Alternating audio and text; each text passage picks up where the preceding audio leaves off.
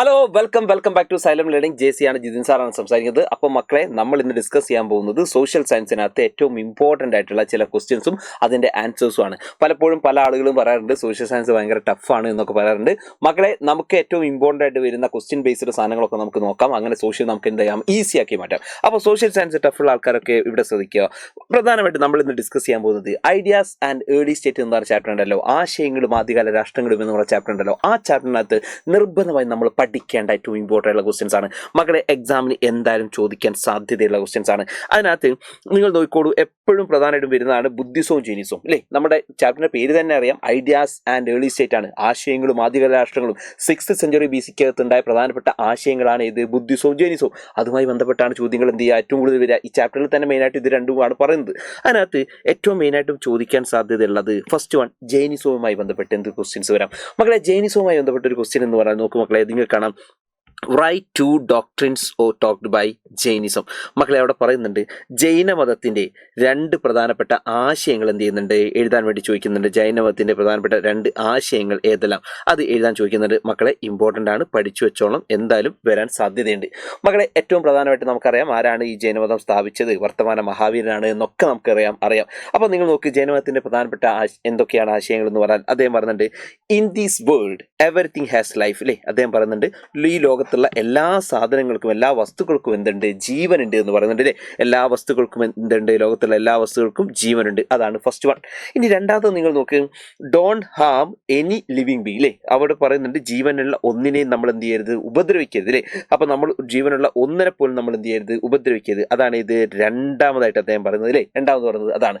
ഇനി third one നിങ്ങൾ നോക്കുക, അവിടെ മെയിനായിട്ട് ശ്രദ്ധിക്കാം, birth and rebirth are determined on the basis of karma. മക്കളെ, മെയിനായിട്ടും പറയുന്നൊരു സാധനമാണ്, ഒരു വ്യക്തിയുടെ ജന്മവും പുനർജന്മവും നിശ്ചയിക്കപ്പെടുന്നത് അദ്ദേഹത്തിൻ്റെ കർമ്മത്തിൻ്റെ അടിസ്ഥാനത്തിലാണ്. അതായത് നമ്മൾ ജീവിക്കുന്ന സമയത്ത് നല്ല കാര്യങ്ങൾ നമ്മൾ ചെയ്തു കഴിഞ്ഞാൽ നമുക്ക് ഇതുപോലെ തന്നെ അടുത്തൊരു ജന്മം ഉണ്ടെങ്കിൽ അല്ലേ, അവർ ഈ പറയുന്ന പുനർജന്മത്തിലൊക്കെ വിശ്വസിച്ചിരുന്നു. അപ്പോൾ അടുത്ത ജന്മത്തിലൊക്കെ നമ്മൾ എന്താകും, നല്ല രീതിയിലേക്കുള്ള ഒരു ജന്മമായിരിക്കും നമുക്ക് കിട്ടുക. അപ്പോൾ അത്തരത്തിലേക്കുള്ള പ്രധാനപ്പെട്ട 3 കൺസെപ്റ്റുകളാണ് ഈ പറയുന്ന ആശയങ്ങൾ അല്ലെങ്കിൽ ഡോക്ട്രിൻസ് ഓഫ് ജൈനിസത്തിനകത്ത് വരുന്നത്. നിർബന്ധമായി പഠിച്ചു വെച്ചോളാം മക്കളെ. അപ്പോൾ ജൈനിസം അങ്ങനെ കഴിഞ്ഞാൽ ഇനി നമുക്ക് നോക്കേണ്ട പ്രധാനപ്പെട്ട ഭാഗം എന്ന് പറഞ്ഞാൽ അടുത്ത പ്രധാനമായിട്ടും വരുന്നത് ബുദ്ധിസമാണ്. ബുദ്ധിസവുമായി ബന്ധപ്പെട്ട് എന്ത് ചെയ്യും, ക്വസ്റ്റ്യൻ വരും. ബുദ്ധിസത്തിൽ നിങ്ങൾക്കറിയാം ഏറ്റവും പ്രധാനമായിട്ട് ബുദ്ധനാണ് ബുദ്ധമതം സ്ഥാപിച്ചതെന്നൊക്കെ നമുക്കറിയാം. പ്രധാനമായിട്ട് ബുദ്ധിസവുമായി ബന്ധപ്പെട്ട് ചോദിക്കാൻ സാധ്യതയുള്ള ചോദ്യം, write two principles talked by Buddha. ബുദ്ധന്റെ 2 പ്രധാനപ്പെട്ട തത്വങ്ങൾ എഴുതുക. ബുദ്ധന്റെ പ്രധാനപ്പെട്ട 2 തത്വങ്ങൾ, പ്രധാനമായിട്ട് ഒരു 4 തത്വങ്ങളോടും നമുക്ക് പഠിക്കാനുണ്ട്, പക്ഷെ ഏറ്റവും ഇമ്പോർട്ടൻ്റ് ആയിട്ടുള്ള 2 ചോദിച്ചത്. അതിനകത്ത് ബുദ്ധന്റെ പ്രധാനപ്പെട്ട പ്രിൻസിപ്പിൾസ് അല്ലെങ്കിൽ തത്വങ്ങൾ എന്ന് പറയുന്ന സമയത്ത് നിങ്ങൾക്ക് അവിടെ കാണാൻ പറ്റും, first one, life is full of sorrow അല്ലേ. ജീവിതം എന്ന് പറഞ്ഞാൽ ദുഃഖമയമാണ്. ജീവിതം എന്ന് പറഞ്ഞാൽ എന്താണ്, ദുഃഖമയമാണ്. മക്കളെ, ഈ നമുക്ക് നടക്കാൻ പോകുന്ന പബ്ലിക് ലൈവിനകത്ത് ഞാൻ ഇതൊക്കെ വെച്ചിട്ട് ഒരു കോഡൊക്കെ വെച്ചിട്ടുണ്ട്. ജസ്റ്റ് ഒരു സ്റ്റോറിയിൽ ഞാനിത് കണക്ട് ചെയ്ത് പറയുന്നുണ്ട്. അപ്പോൾ ലൈവിനകത്ത് പബ്ലിക് ലൈവിനകത്ത് മാക്സിമം വരട്ടെ എല്ലാ ആൾക്കാരും. ഓക്കെ, അപ്പോൾ പറയുന്നുണ്ട് ജീവിതം എന്ന് പറഞ്ഞാൽ എന്താണ്, ദുഃഖമയമാണ്. എന്താണ് ദുഃഖത്തിൻ്റെ കാരണം അല്ലേ. ദുഃഖത്തിൻ്റെ കാരണം എന്ന് പറഞ്ഞാൽ ഡിസയർ ആണ്, ആശയാണ്. എല്ലാവർക്കും അറിയാമല്ലോ, എല്ലാവരുടെയും ജീവിതം എന്ന് പറഞ്ഞാൽ, എല്ലാവരുടെയും ലൈഫ് എന്ന് പറഞ്ഞാൽ എന്താണ്, ഇതുപോലെ തന്നെ ദുഃഖമയമാണ് എന്നുള്ളത് എല്ലാവർക്കും അറിയാം. എല്ലാവർക്കും എന്തുണ്ട്, ദുഃഖമുണ്ട്. ഈ ദുഃഖത്തിന്റെ പ്രധാനപ്പെട്ട കാരണം എന്ന് പറഞ്ഞാൽ എന്താണ്, ഡിസയർ അല്ലെങ്കിൽ ആശയാണ് ദുഃഖത്തിന്റെ കാരണം എന്ന് എന്ത് ചെയ്യുന്നു അദ്ദേഹം പറഞ്ഞു, if desire destroyed sorrow will disappear. ഈ പറയുന്ന ദുഃഖത്തിനെ ഇല്ലാതാക്കി കഴിഞ്ഞാൽ, ഈ പറയുന്ന ആശയെ നമ്മൾ നശിപ്പിച്ചു കഴിഞ്ഞാൽ ദുഃഖത്തിനെ നമുക്ക് എന്ത് ചെയ്യാം, ഇല്ലാതാക്കാം. ആശയം നശിപ്പിച്ചാൽ ദുഃഖം ഇല്ലാതാക്കാനാവും.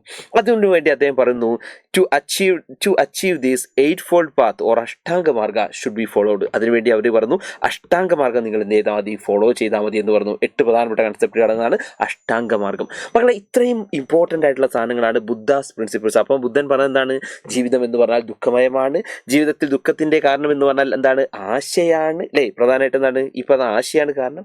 ഈ ആശയം നശിപ്പിച്ചാൽ നമുക്ക് എന്ത് ചെയ്യാം, ദുഃഖം ഇല്ലാതാക്കാം എന്ന് എന്ത് ചെയ്യുന്നു അദ്ദേഹം പറയുന്നു. ഇതാണ് മെയിനായിട്ട് വരുന്നത് കേട്ടോ. അപ്പോൾ ഈ പറയുന്ന ഇത് ഓർത്ത് വെച്ചോളാം മക്കളെ. ഇപ്പം നമ്മൾ പറഞ്ഞിട്ടുള്ളത് ബുദ്ധിസത്തിൻ്റെയും ജൈനിസത്തിൻ്റെയും പ്രധാനപ്പെട്ട പ്രിൻസിപ്പിൾസ് ഒക്കെ നമ്മൾ എന്ത് ചെയ്തു പറഞ്ഞു. എക്സാമിന് ചോദിക്കാൻ സാധ്യതയുള്ള വളരെ ഇമ്പോർട്ടൻ്റ് ആയിട്ടുള്ള ഒരു ക്വസ്റ്റ്യൻ ഉണ്ട്, ഒരു essay ഒക്കെ ആയിട്ട് വരാൻ സാധ്യത. കാരണം ഈ വർഷം നിങ്ങൾക്കറിയാലോ, ഈ ഒരു എക്സാമിൻ്റെ ക്വസ്റ്റ്യൻ പേപ്പറിനകത്ത് ഒരു 30% ഇതുപോലെ സിമ്പിൾ ആയിട്ടുള്ള ക്വസ്റ്റ്യൻസും ഒരു 50% ഒരു ആവറേജ് ക്വസ്റ്റ്യൻസും, അത് കഴിഞ്ഞാൽ ഒരു 20% എന്ന് പറയുന്നത് വളരെ ടോപ്പ് ലെവലായിട്ടുള്ള ക്വസ്റ്റ്യൻസുമാണ്. അത്തരത്തിലേക്ക് ഒരു ടോപ്പ് ലെവലായിട്ടുള്ള ഒരു ക്വസ്റ്റ്യൻ എന്ത് ചെയ്യാൻ വരാൻ സാധ്യതയുണ്ട്. ആ ക്വസ്റ്റ്യൻ എന്താണെന്നറിയോ മക്കളെ, ക്വസ്റ്റ്യൻ ഇതാടാ. നിങ്ങൾ നോക്ക്, ഫൈൻഡ് ഔട്ട് നിങ്ങൾ നോക്കിയോ, ക്വസ്റ്റ്യൻ നോക്കിയോ മക്കളെ ക്വസ്റ്റ്യൻസ് ചോദിക്കോ. Find out the and list the common ideas put forward by Buddha and Mahavira. മക്കളെ ബുദ്ധനും മഹാവീരനും മുന്നോട്ട് വെച്ച പൊതു ആശയങ്ങൾ കണ്ടെത്തി പട്ടികപ്പെടുത്താൻ. ഇവർ രണ്ടാൾക്കാരും മുന്നോട്ട് വെച്ച പൊതു ആശയങ്ങൾ കണ്ടെത്തി പട്ടികപ്പെടുത്താൻ. ടെക്സ്റ്റ് ബുക്കിനകത്ത് ഇങ്ങനത്തെ ഒരു ഭാഗം എവിടെയും കൊടുക്കുന്നില്ല. ടെക്സ്റ്റ് ബുക്കിനകത്ത് നിങ്ങൾ നോക്കിയാൽ ഇത്തരത്തിലേക്ക് പോയിന്റ് വൈസ് നിങ്ങൾക്ക് പഠിക്കാൻ എളുപ്പത്തിലൊന്നും എവിടെയും നിങ്ങൾ കൊടുക്കുന്നില്ല. പക്ഷേ ഞാൻ പറയുന്നു, നിങ്ങൾക്ക് ടെക്സ്റ്റിൽ മൊത്തത്തിൽ ഇതേപോലെ തന്നെ നിങ്ങൾ ഇതുപോലെ തന്നെ ടെക്സ്റ്റ് നന്നായി വായിച്ച് നിങ്ങൾ നേടിയെടുക്കേണ്ട കുറച്ച് പോയിന്റുകളാണ് നമ്മൾ പറയാൻ പറ്റുന്നത്. ഇതൊരു ടോപ്പ് ലെവൽ ക്വസ്റ്റ്യൻ ആണ്. ഇത് ഇമ്പോർട്ടൻ്റ് ആണ്, പഠിച്ചു വെച്ചോളാം. ഞാൻ വീണ്ടും പറയുന്നു, ഇതൊരു ടോപ്പ് ലെവൽ ക്വസ്റ്റ്യൻ ആയിട്ട് നമുക്ക് എന്ത് ചെയ്യാൻ പറ്റും, വരാൻ വേണ്ടി ഉള്ള ഒരു എക്സാം ഒരു ക്വസ്റ്റ്യൻ ആണ്. നമുക്ക് നോക്കാം എന്തൊക്കെയാണ് ബുദ്ധനും മഹാവീരനും മുന്നോട്ട് വെച്ച കൺസെപ്റ്റുകൾ എന്തൊക്കെയാണ്. ബുദ്ധിസവും ജൈനിസവും മുന്നോട്ട് വെച്ച കൺസെപ്റ്റുകൾ എന്താണ്. ഒന്ന്, both religions emphasize the importance of non violence. അല്ലേ, നമുക്കറിയാം പ്രധാനമായിട്ടും ഈ രണ്ട് മതങ്ങളും മുന്നോട്ട് വെച്ചത് എന്താണ്, അഹിംസയ്ക്കാണ് അവർ എന്ത് ചെയ്യുന്നത്, പ്രാധാന്യം കൊടുത്തത്. അതാണ് ഒന്നാമത്തത്, അഹിംസയ്ക്ക് അവർ പ്രാധാന്യം കൊടുത്തു.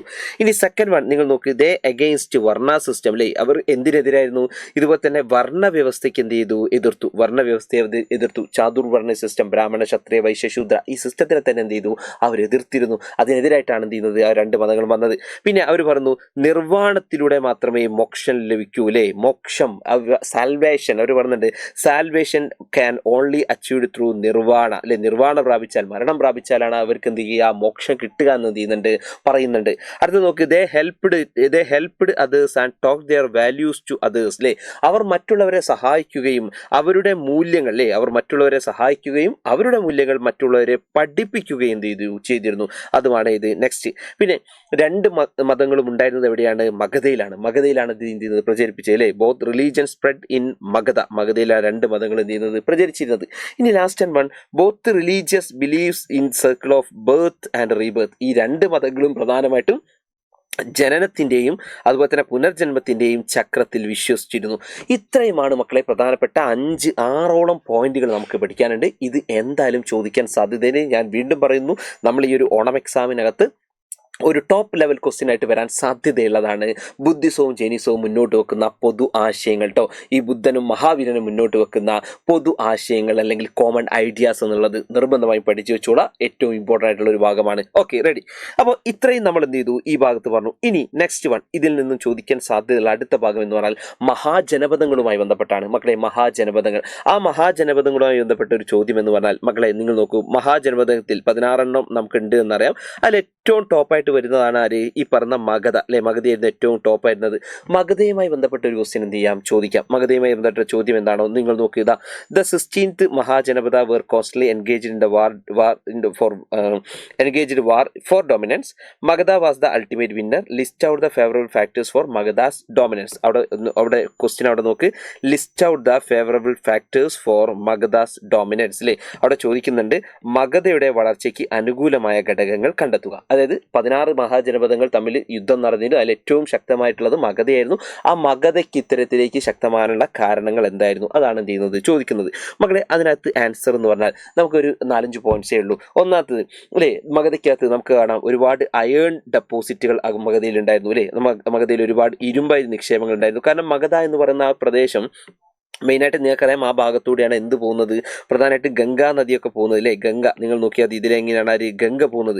അപ്പോൾ പ്രധാനമായിട്ട് അവിടെയൊക്കെ തന്നെ എന്തുണ്ടായിരുന്നു, ഇതുപോലെ തന്നെ അയൺ ഡെപ്പോസിഷൻ ഉണ്ടായിരുന്നു. ഈ പറഞ്ഞ ഇരുമ്പ് അയിരുകൾ ഉണ്ടായിരുന്നു. അല്ലേ, ഇപ്പോൾ നിങ്ങൾക്ക് ഇവിടെ ഗംഗാ നദി കാണുന്നുണ്ടാവും. ആ ഗംഗാ നദിയുടെ തീരങ്ങളിലൊക്കെ തന്നെ ഇതുപോലെ തന്നെ അയണോർ ഡെപ്പോസിഷൻ ഉണ്ടായിരുന്നു. ഇരുമ്പിൻ്റെ ഒക്കെ തന്നെ ഒരുപാട് അയിരുകൾ എന്ത് ചെയ്തിരുന്നു, അവിടെ ഉണ്ടായിരുന്നു, ഇരുമ്പയിരുണ്ടായിരുന്നു. അതാണ് ഒന്നാമത്തെ റീസൺ. അപ്പോൾ ഈ ഇരുമ്പയിര് ഉപയോഗിച്ചുകൊണ്ട് അവർ എന്നിട്ടുണ്ടാക്കിയിട്ടുണ്ടാവും, iron become available for tools and weapons. രണ്ടാമത്തതാണ്, ഈ ഇരുമ്പയിര് ഉപയോഗിച്ചുകൊണ്ട് അവർ ഇരുമ്പ് ആയുധങ്ങൾ എന്ത് ചെയ്തിരുന്നു, അവർ നിർമ്മിച്ചിരുന്നു. അപ്പോൾ നിങ്ങൾ നോക്കിയാൽ മതി, ആ കാലഘട്ടത്തിൽ ഈ ഇരുമ്പ് കൊണ്ട് അവരെന്ത് ചെയ്തിരുന്നു, നല്ല ഇരുമ്പ് ആയുധങ്ങൾ ഉപയോഗിച്ചിരുന്നു. അപ്പോൾ സ്വാഭാവികമായിട്ട് ആ ഇരുമ്പ് ആയുധങ്ങൾ ഉപയോഗിച്ചുകൊണ്ട് അവർ എന്ത് ചെയ്തിട്ടുണ്ടാവും, നല്ല രീതിയിൽ കൃഷി ചെയ്തിട്ടുണ്ടാവും. അപ്പോൾ നിങ്ങൾക്ക് അവിടെ നോക്കാം, മെയിനായിട്ട് അവിടെ കൃഷി നല്ല രീതിയിൽ നടന്നിട്ടുണ്ടാവും. പിന്നെ അത് കൂടാതെ നിങ്ങൾ നോക്ക്, there were A plenty of elephants in forest. അത് മാത്രമല്ല മക്കളെ, യുദ്ധങ്ങൾക്കൊക്കെ ഒരുപാട് ആനകൾ എന്ത് ചെയ്തിരുന്നു, അവർ കാടുകളിൽ നിന്നുണ്ടായിരുന്നു. അവ വനങ്ങളിലൊക്കെ ഒരുപാട് ആനകൾ ഉള്ളതുകൊണ്ട് ഈ ഈ ആനകളൊക്കെ അവരെന്ത് ചെയ്തിരുന്നു, പിടിച്ചിരുന്നു. ഇപ്പോൾ ഗംഗയുടെ ഒക്കെ തന്നെ പല തീരങ്ങളിലും പല കാടുകളാണ്, ആ കാട്ടിലൊക്കെ ഒരുപാട് ആനകളുണ്ടായിരുന്നു. ആ ആനകളൊക്കെ അവരെന്ത് ചെയ്തിരുന്നു, യുദ്ധത്തിന് വേണ്ടി അവർ പിടികൂടിയിരുന്നു. പിന്നെ അതുകൂടാതെ നെക്സ്റ്റ് പോയിന്റ് എന്ന് പറഞ്ഞാൽ നിങ്ങൾ നോക്കൂ മക്കളെ, ഇതാ നോക്ക്, Ganga and its tributaries helped transportation of ഗുഡ്സിലെ ഈ പറഞ്ഞ ഗംഗയും പോഷക നദികളും ചരക്ക് ഗതാഗതം എന്താക്കി, ഉറപ്പാക്കി. ചരക്ക് ഗതാഗതം ഉറപ്പാക്കി. ഞാൻ പറഞ്ഞല്ലോ വലിയൊരു നദിയാണ് ഇത് ഗംഗ എന്ന് പറയുന്നത്. അപ്പോൾ ആ ഗംഗയിലൂടെയൊക്കെ തന്നെ ഒരുപാട് എന്തുണ്ടായിരുന്നു, ട്രാൻസ്പോർട്ടേഷൻ ഉണ്ടായിരുന്നു. അതിപ്പോൾ ഒരുപാട് തരത്തിലേക്ക് സാധനങ്ങളൊക്കെ ഒരു സ്ഥലത്ത് നിന്ന് മറ്റൊരു സ്ഥലത്തേക്ക് എന്ത് ചെയ്തിരുന്നു, അവർ ഈസി ആയിട്ട് കൊണ്ടുപോയിരുന്നു കേട്ടോ. ഇതൊക്കെ ആ കാലഘട്ടത്തിൽ സാധനങ്ങളൊക്കെ കൊണ്ടുവരുന്നതിൻ്റെ ഒരു ദൃശ്യമാണ്.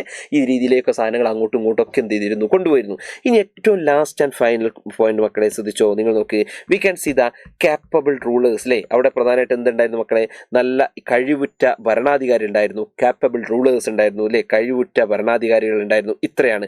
അപ്പോൾ ഓർത്തു വെച്ചൂടാ, പ്രധാനമായിട്ടും മഗധയുടെ ഡോമിനൻസുമായി ബന്ധപ്പെട്ട ഒരു ക്വസ്റ്റ്യൻ വന്നു കഴിഞ്ഞാൽ എന്തുകൊണ്ടാണ് മഗധ ഇത്രത്തോളം ടോപ്പ് ആകുന്നത് എന്ന് ചോദിച്ചു കഴിഞ്ഞാൽ ഇത്രയും പോയിന്റുകളാണ് നമ്മൾ എഴുതേണ്ടത് കേട്ടോ. അയൺ ഓർ ഡെപ്പോസിഷൻ, ഇരുമ്പയിര് നിക്ഷേപങ്ങൾ, ഇതുപോലെ തന്നെ അയൺ ടൂൾസ് ആൻഡ് വെപ്പൺസ് ഉണ്ട്, ഇരുമ്പ് ആയുധങ്ങളുണ്ട്, അതുപോലെ തന്നെ എലിഫൻസ്, ആനകൾ, ചരക്ക് ഗതാഗതം അല്ലേ, അത് ഈ പറയുന്ന ട്രാൻസ്പോർട്ടേഷൻ ഉണ്ടായിരുന്നു ഈ പറയുന്ന ഗംഗയിലൂടെ. ലാസ്റ്റ് വൺ ഈ പറയുന്ന കാപ്പബിൾ റൂളേഴ്സ് അല്ലേ, ഈ പറയുന്ന നല്ല മികവുറ്റ ഭരണാധികാരികൾ ഉണ്ടായിരുന്നു. അതിലൊരു എക്സാമ്പിളാണ് ആര്, നമ്മുടെ അശോക ചക്രവർത്തിയൊക്കെ. അപ്പോൾ ഇത്രയും പ്രധാനപ്പെട്ട ക്വസ്റ്റ്യൻസുകൾ മക്കളെ നിർബന്ധമായിട്ട് എൻ്റെ മക്കൾ എന്ത് ചെയ്യണം, പഠിച്ചു വെച്ചോളണം. എന്നാൽ ഞാൻ പറഞ്ഞു, എന്നാൽ മാത്രമേ നിങ്ങൾക്ക് വലിയൊരു സ്കോർ നിങ്ങൾക്ക് കിട്ടൂ. ഇനി എനിക്ക് പറയാനുള്ളൊരു കാര്യം മക്കളെ, ഓണം എക്സാം ആണ്. അപ്പോൾ ഓണം എക്സാമിൽ നിങ്ങളുടെ ടീച്ചേഴ്സും നിങ്ങളുടെ ഫ്രണ്ട്സും നിങ്ങളുടെ വീട്ടുകാരൊക്കെ തന്നെ നിങ്ങളുടെ മാർക്ക് എന്ത് ചെയ്യുന്നുണ്ട്, നോക്കുന്നുണ്ട്. ഓണം എക്സാമിൽ മാർക്ക് കുറഞ്ഞിട്ട് അയ്യോ എനിക്ക് ഓണം എക്സാമിൽ മാർക്ക് കുറഞ്ഞല്ലോ എന്ന് ആരും സങ്കടപ്പെടരുത്. അതിനു മുൻപ് തന്നെ മാർക്ക് കുറയാതിരിക്കാൻ ഞാൻ പറയുന്നു, ഇതുവരെ ട്യൂഷനും കാര്യങ്ങൾക്കൊന്നും ചേരാത്ത ആളുകളാണെങ്കിൽ നിങ്ങൾക്ക് വേണ്ടി ഒരു ബെറ്റർ ഓപ്ഷൻ ഉണ്ട്. അതൊന്നുമല്ല, അത് സൈലത്തിൻ്റെ ഏറ്റവും ഇമ്പോർട്ടൻ്റ് ആയിട്ടുള്ള നിഞ്ച ബാച്ച് തന്നെയാണ്. ഇപ്പോൾ നമ്മുടെ ഫ്രീഡം ഓഫറുമായി ബന്ധപ്പെട്ട് വലിയ തരത്തിലേക്ക് നിങ്ങൾക്ക് ഓഫറുകളുണ്ട്. അപ്പോൾ ഞാൻ പറയുന്നു, മുകളിൽ കാണുന്ന നമ്പർ പെട്ടെന്ന് തന്നെ വിളിക്കുക, കോൺടാക്ട് ചെയ്യുക, നിഞ്ചയുടെ ഭാഗമായി മാറുക. പിന്നെ നിങ്ങൾക്ക് എന്താണോ നിങ്ങൾക്ക് ഇനി ആവശ്യമുള്ളത് അത് താഴെ നിങ്ങൾ എന്ത് ചെയ്യുക, കമൻറ്റ് ചെയ്യുക. ഓക്കെ, സോ ഈ വീഡിയോ നിങ്ങൾക്ക് ഇഷ്ടമായി എന്ന് വിചാരിക്കുന്നു. സോ നമുക്ക് ഇന്ന് ലൈവുകളുണ്ട്. ആ ലൈവിനകത്തൊക്കെ എല്ലാ ഫ്രണ്ട്സിനെയും കുറിച്ച് വരിക, അടിപൊളിയാക്കാം, ഉഷാറാക്കാം. ബൈ മക്കൾസ്, ബൈ ബൈ ബൈ.